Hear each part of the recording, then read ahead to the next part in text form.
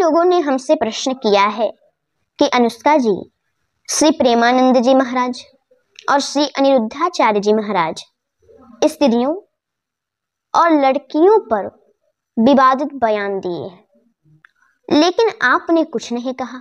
आखिर क्यों? आप भी अपना विचार रखें, क्योंकि आप जो भी बताती हैं उससे हम लोगों के कल्याण के साथ संदेह भी दूर हो जाता है।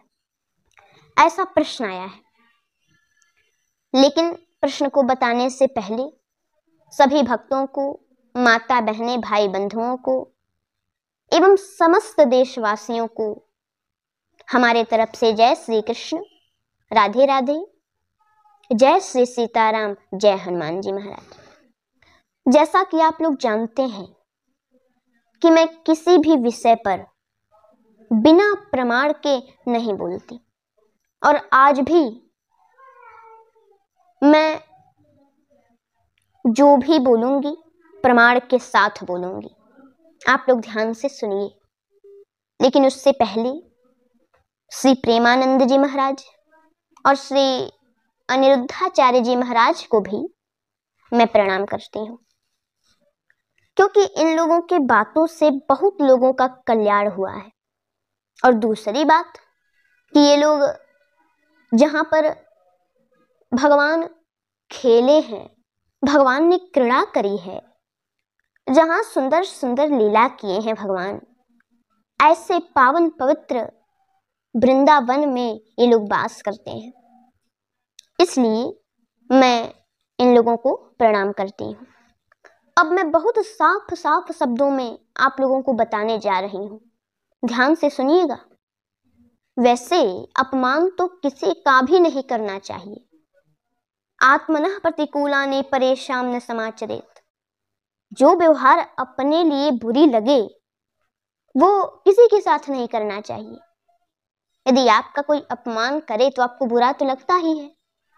वैसे किसी का अपमान नहीं करना चाहिए, लेकिन विशेषकर संत, गौ, स्त्री और कन्याओं का, क्योंकि इनका जो अपमान करता है उसे पाप लगता है। लेकिन प्रेमानंद जी महाराज जो समझाना चाह रहे हैं, लगभग वही चीज श्री तुलसीदास जी महाराज श्री रामचरितमानस जी में बताए हैं। तो हम लोग जानते हैं कि वो क्या लिखे हैं। स्त्रियों को कैसा होना चाहिए, लड़कियों को कैसा होना चाहिए, और लड़कों को कैसा होना चाहिए, पुरुषों को कैसा होना चाहिए। तो वह पुत्री और वह पुत्र नरकगामी होते हैं जो किसी भी प्रकार से अपने माता पिता को अपमानित एवं दुखी करते हैं, अपने संस्कार को छोड़ करके मनमाने आचरण करते हैं, जो मन करे वही काम करते हैं। और स्त्रियों के लिए क्या बताए हैं? जग पतिव्रता चारि विधि अहि, वेद पुराण संत सब कहाहि। 4 प्रकार की स्त्रियां होती हैं। तो जो सबसे अच्छी माताएं हैं वो अपने पति को छोड़ करके पराये पति को, पराये पुरुष को स्वप्न में भी नहीं देखती। ये सबसे अच्छी माताएं हैं। और जो मध्यम माताएं हैं वो क्या करती हैं? वो अपने पति को छोड़ करके पराये हर पुरुष को अपने भाई, पिता और पुत्र के रूप में देखती हैं।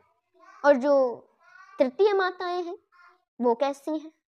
तो जो कुल के मर्यादा को समझ करके और बची रहती हैं, समाज के भय से जो बची रहती हैं, वो तृतीय माताएं हैं।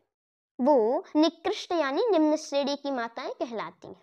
और जो स्त्री समाज के भय के कारण या मौका न मिलने के कारण या फिर किसी भी भय के कारण पतिव्रता बनी रहती हैं, अपने पति से कपट करती हैं, मन में कुछ और बाहर कुछ और दिखाती हैं, उन स्त्रियों को निश्चित ही सबसे खराब वाले नरक रौरव में जाना पड़ता है।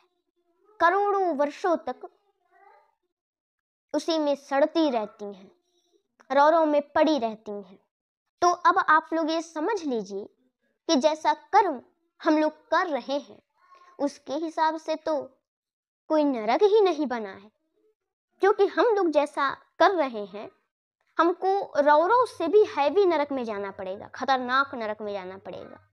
लेकिन बना ही नहीं है तो हमें लगता है भगवान को नया नरक बनाना पड़ेगा, रौरव से भी हार्ड हम लोगों के लिए स्पेशल। तो उस हिसाब से तो संत श्री प्रेमानंद जी महाराज ने सही